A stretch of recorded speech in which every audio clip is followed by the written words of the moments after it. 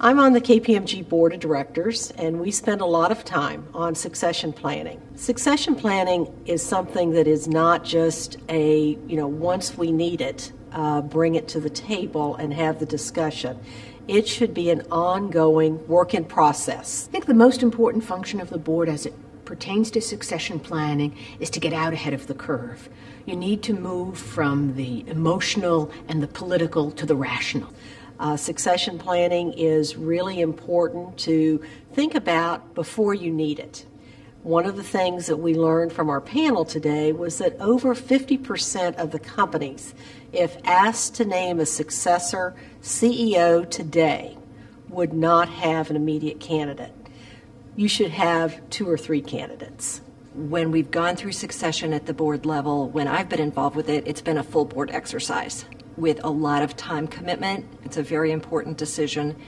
And so we set aside time, literally in executive session at every board meeting for 2 to 4 hours over the course of 2 years to make sure that it happened.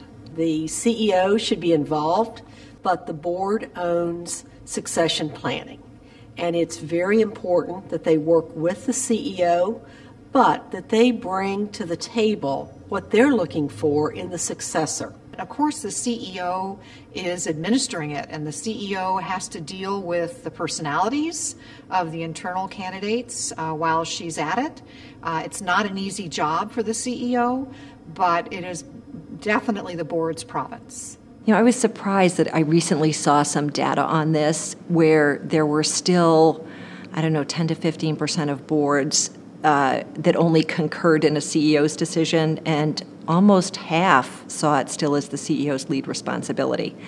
I personally believe that it is the single most important thing that a board does is choose the CEO for the company. But I think if the board is well versed in the strategy of the organization, it's hard sometimes for a CEO not to value the way they've approached the job.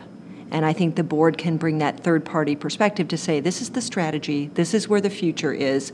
How do we get the right person to match those two? I think the CEO plays a really critical role in building the pipeline and making sure that a succession planning process is in place.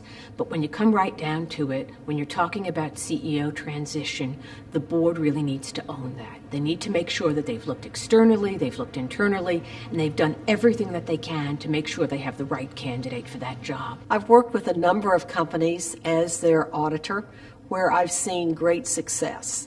They had a plan, they put it in play, they had a process, and they took it all the way through with 2 or 3 candidates to make a selection.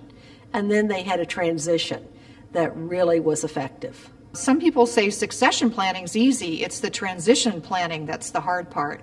But those two go hand in hand, and the latter is something that many boards miss. I've actually chaired 4 different CEO succession committees, and the one that stands out the most is the one where we had the leadership team involved in the process. What we decided to do was to take the opportunity to develop that next tier of talent, to make sure that they stayed with us, and to build development plans for them as part of the CEO transition process. I think that was a fantastic approach that enabled us to retain those people and also get them supportive of the CEO coming on board.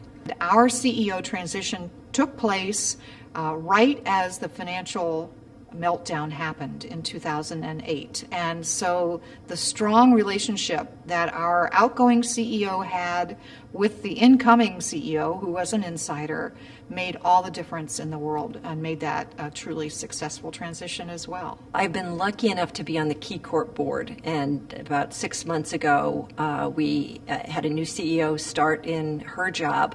So she's the first female CEO of a major U.S. bank. While I've been on the board, we've had one CEO succession, and it's been very successful. He just celebrated his 10th anniversary as CEO last June.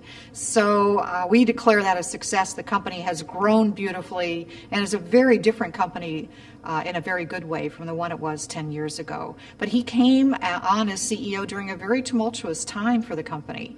And I think that the relationships that he forged in managing through that time actually made him a far better CEO. In a way, all of the board's work over time plays into how effectively they do succession planning. So when I was on the board during the actual time of the succession work at Key, which was about a 2-year process, but when I look at the board overall, they had been preparing for this for 5 years, bringing candidates in, making sure they had people in the pipeline who could potentially step up, and having the group around the table that was a strong group to make that critical decision for the future of the company.